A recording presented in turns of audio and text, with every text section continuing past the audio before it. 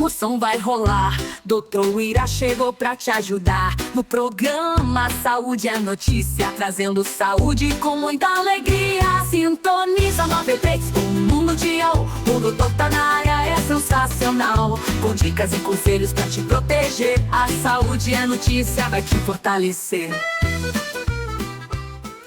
Boa tarde, Lenildo Ferreira. Acho interessante a questão histórica aí que você fez, a questão aqui no bloco anterior de ressaltar, né, que no próximo sábado serão comemorados 161 anos da emancipação política de Campina Grande, né? Não são 161 anos de história, né? E isso me lembra muito bem quando Rebeca fez 15 anos, ela foi, junto com outras meninas, né, na época, foram as debutantes do tricentenário de Campina Grande. Então, Isso. Campina Grande tem uma história que não vem dos 161 anos, né, vem bem antes. É importante a gente dizer isso, porque a gente sempre teve grandes figuras históricas que estiveram à frente aqui de Campina Grande para a construção dessa grande cidade aqui, maravilhosa, do interior do Nordeste do Brasil, né, e muito merecido o aniversário dela, mas são 161 anos de emancipação. Então esse evento que você falou foi em 1997. Foi em 97. Aí pronto. Aí entregou a idade de Rebeca, tá vendo? Né? Não, aí quem quiser que faça as contas, não vou falar mais nada. Só para lembrar aos nossos ouvintes, a Fundação de Campina Grande é atribuída a 1º de dezembro de 1697. Isso, Lenildo Ferreira. Lenildo Ferreira já disse aqui um bocado de coisa. E, enfim, outra data histórica que nós vamos ter no próximo dia 13 de outubro vai ser o centenário do doutor Humberto de Almeida, né, que é o filho do nosso ex-prefeito, médico, fundador de várias instituições aqui relevantes de Campina Grande, doutor Elpidio de Almeida. Então, o doutor Humberto de Almeida faria 100 anos no próximo dia 13 de outubro, né, ele que também era médico. Ele era muito conhecido, né, Leandro, por ter sido um grande industrial, né, especialmente ali dos tubos, né, da Cândia, enfim. Mas o doutor Humberto de Almeida também era médico clínico e gastroenterologista, uma excelente formação, inclusive, que ele teve. E amanhã também, pelo Instituto Histórico, nós vamos ter a posse do professor doutor Benedito de Aguiar, lá no Instituto Histórico de Campina Grande, né? Um evento que vai ser bem interessante ali na Rua Marcel Pinheiro, número 89, que é a sede ali do nosso querido Instituto Histórico de Campina Grande. Um abraço para Vanderlei, professora Maria de Steinmiller, e estaremos lá junto com o professor Benedito Aguiar na posse dele no nosso Instituto Histórico. E hoje, como a gente está em outubro, né, e eu faltei a quarta-feira passada, mas porque eu estava ali no meio da serra ali, provavelmente na Serra de Santa Luzia, voltando ali da cidade de Patos, a gente vai falar sobre o Outubro Rosa, né, que é esse tema de grande relevância para a saúde de mulher, que é o câncer de mama. Então, o nosso objetivo aqui em algumas dessas lives que iremos fazer é apresentar o panorama nacional, regional aqui também no estado da Paraíba, e alertar para sinais e sintomas, abordar fatores de risco, reforçar como você aí, mulher que está nos ouvindo, muitas mulheres, Lenildo Ferreira, escutam e ouvem e assistem esse programa, né, Silas, através do YouTube, também estão me vendo pelo Instagram, @druirapb, para que ela possa agir, prevenir e detectar precocemente essa doença, né? Então, eu estou aqui no papel apenas de um médico que está fornecendo informações, que, como vocês sabem, eu sou médico cirurgião de cabeça e pescoço. E lembrando da cirurgia de cabeça e pescoço, né, tirando o câncer de mama, é o outro câncer que mais atinge as paraibanas. Então, do ponto de vista do nosso panorama epidemiológico, Silas e ouvintes, e nosso amigo Pedro Pereira, que está ali também, o câncer de mama é o segundo tipo de maior incidência em mulheres no nosso país. Eu estou aqui dizendo que é o segundo tipo porque eu estou excluindo os tumores de pele no melanoma, né? É sempre bom falar disso aqui também, do ponto de vista estatístico. Então, para cada ano do triênio, entre 2023 até esse ano 2025, o Brasil ele vai ter aproximadamente 73.610 novos casos de câncer em mulheres, né, nesse ano. Isso corresponde a uma taxa de cerca de 41,89 casos por cada 100 mil mulheres. Né? Então ele representa aproximadamente, por essa estatística que eu estou dizendo, 30% de todos os casos de câncer de mulher, isso excluindo os câncer de pele não melanoma.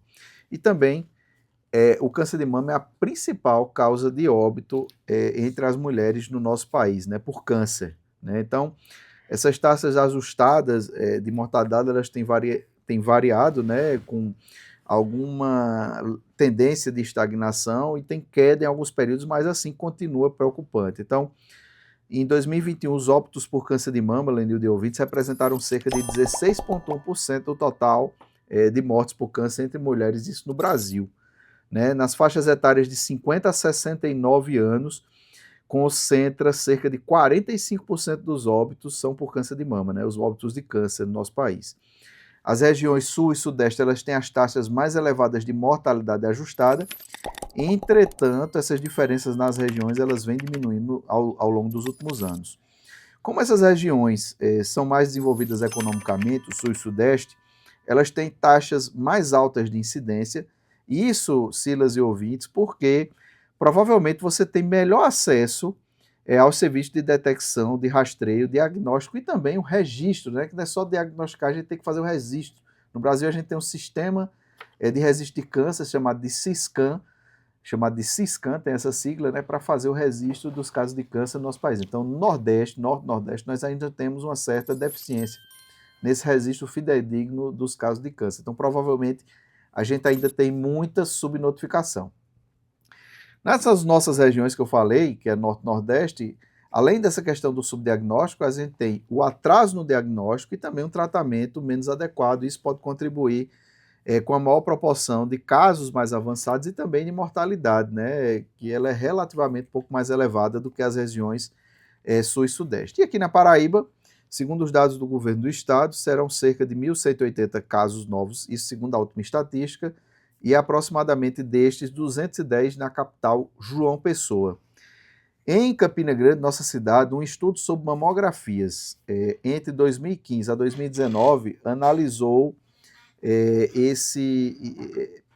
o perfil, né, do rastreio local, identificou padrões de cobertura e peculiaridades locais. Né? Então, no estudo nessa micro-região, na Paraíba, a taxa ajustada de mortalidade por câncer de mama foi de 41,37 a cada 100 mil habitantes. Então, eu estou jogando aqui para os ouvintes essa quantidade de estatística aqui, mas são dados alarmantes, tá certo? Isso aqui que a gente está falando aqui são dados que acendem um alerta, justamente para a gente fazer isso que eu estou fazendo aqui, esse papel de médico que vem aqui informar, porque não é a minha especialidade, a mastologia, né? Mandar um abraço para as grandes mastologistas que trabalham comigo, no Hospital da FAP, no Hospital Universitário Alcides Carneiro e todas as mastologistas que atuam aqui na região de Campina Grande. Né? Eu sou cirurgião de cabeça e pescoço, mas é importante a gente passar esses dados porque na região da Paraíba, aqui, houve um estudo da UEPB, Lenildo Ferreira, que avaliou 54 pacientes com câncer de mama e destas, 34%, quase 35% de algum histórico familiar de câncer de mama.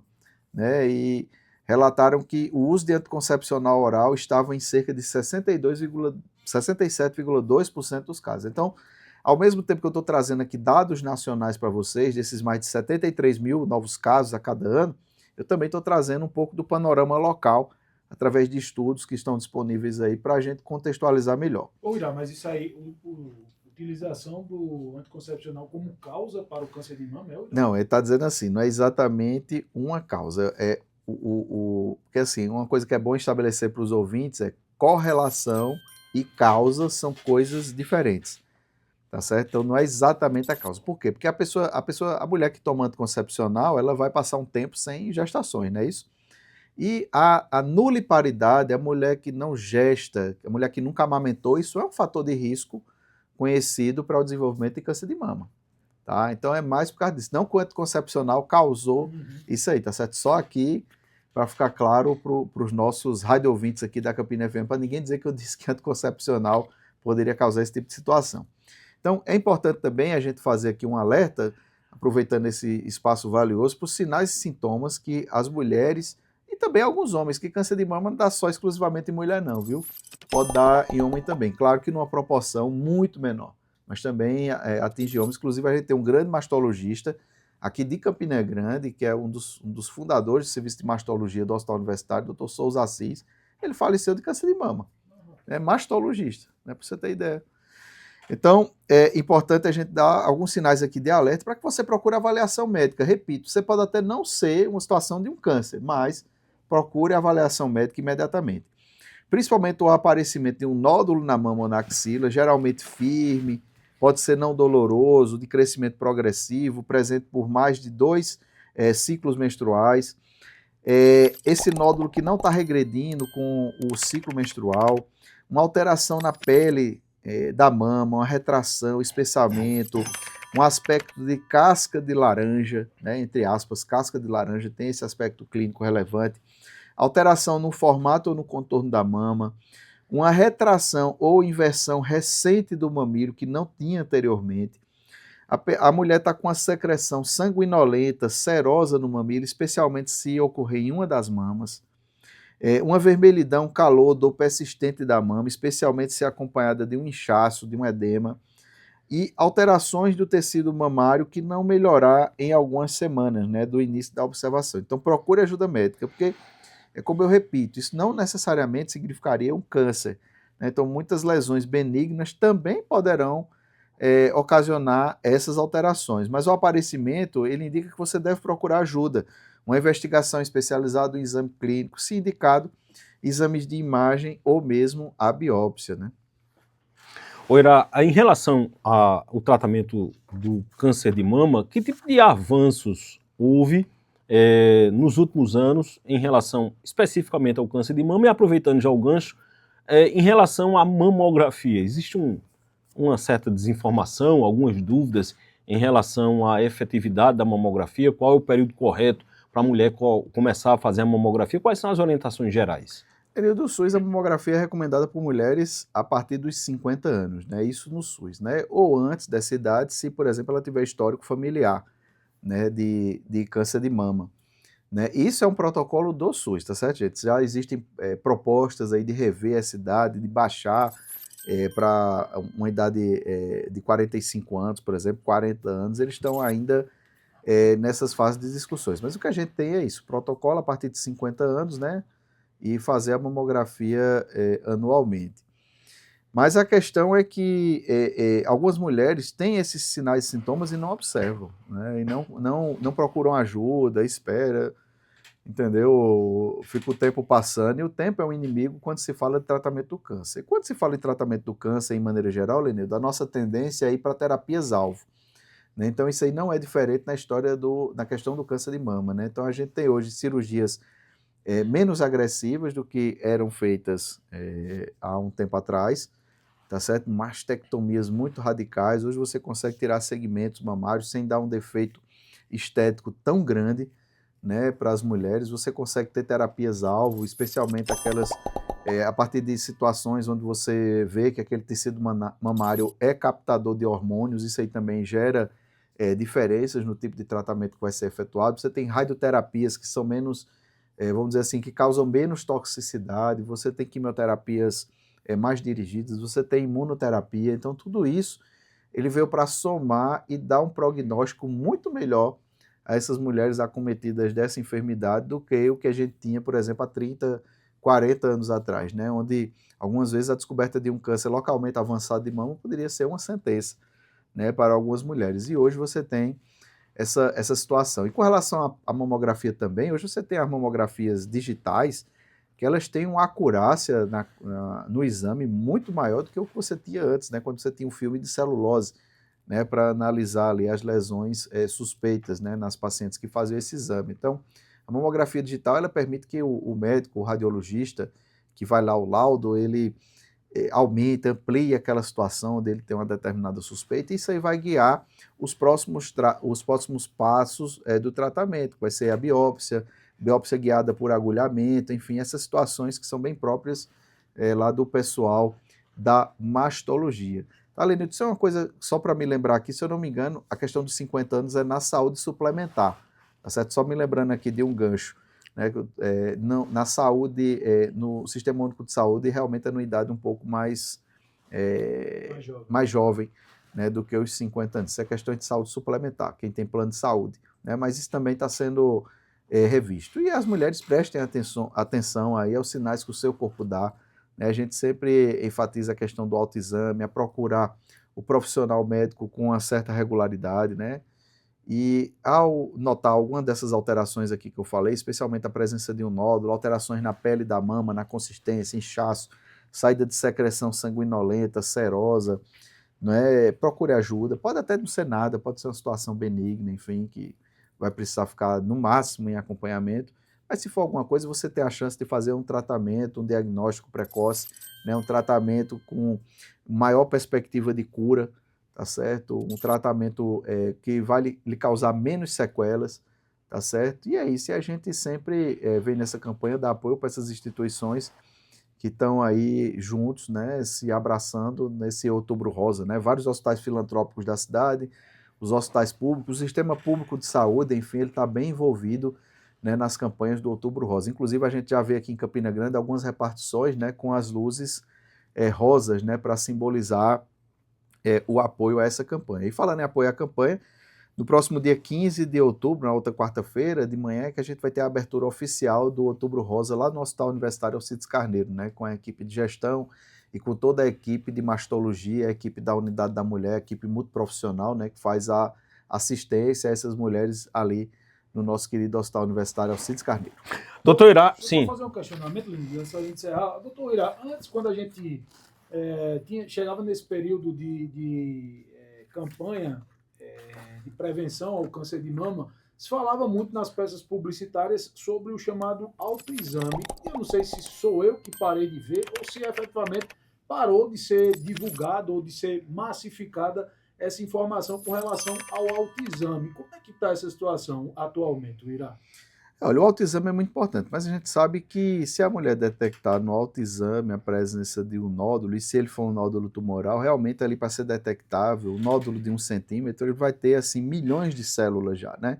Se aquilo ali for cancerígeno. Não é que não seja uma coisa eficaz, é que se for diagnosticado, se tiver essa confirmação, então ali já tem um certo quantitativo de células. Mas eu repito, é importante que as pessoas, não só as mulheres, mas também os homens, prestem atenção aos sinais que o teu corpo dá, tá certo? Para que você não chegue em situações avançadas como o que a gente às vezes ainda encontra nos ambulatórios, especialmente no sistema público de saúde. Leandro, só para reforçar aqui a questão do rastreamento, no Brasil, o INCA e o SUS recomendam como regra geral, o contrário do que eu disse, né, que mulheres entre 50 a 69 anos realizam mamografia de rastreamento a cada 2 anos, e mulheres de risco elevado, especialmente aquelas que têm histórico familiar, ou seja, se você aí, ouvinte que está aí na audiência da Campina FM, tiver a mãe, sua avó, enfim, uma irmã que teve câncer, você pode iniciar esse rastreamento antes dos 50 anos e realizar mamografias anuais ou outras modalidades de imagem. Então, o exame clínico das mamas, também realizado por profissional capacitado, ele faz parte dessa estratégia.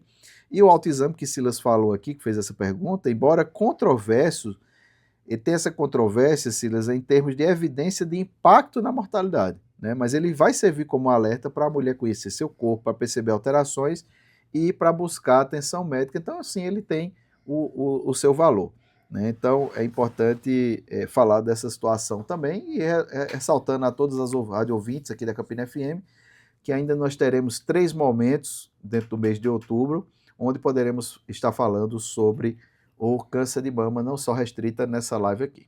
Doutor Irá, agradecendo pela fala sempre muito importante, a participação sempre importante, muito obrigado. Um abraço a todo mundo aqui que me acompanhou na live. Você que está aí na live do meu Instagram, @drvirapb, eu não estou conseguindo acompanhar a live aqui, porque um dos meus celulares deu um pequeno probleminha, porque eu mudei o código e meus meninos mexeram muito, né, o Davi e o Pedro, e aí o celular está simplesmente bloqueado por várias horas, viu, Silas? Está sem eu poder fazer nada. É não, mas enfim, quem tem criança aí sabe, mandar um beijo para Débora, para Davi, para Pedro e para Lucas aí, que tá mamando, ainda não entende nada. Ele entende só de mamar, de TT, Lenil. Tá boa, tá de boas. Um abraço. São 13h30 e... Campina FM, o som vai rolar. Doutor Irá chegou pra te ajudar. No programa Saúde é Notícia, trazendo saúde com muita alegria. Sintoniza 93, o mundo o doutor tá na área, é sensacional. Com dicas e conselhos pra te proteger. A saúde é notícia, vai te fortalecer.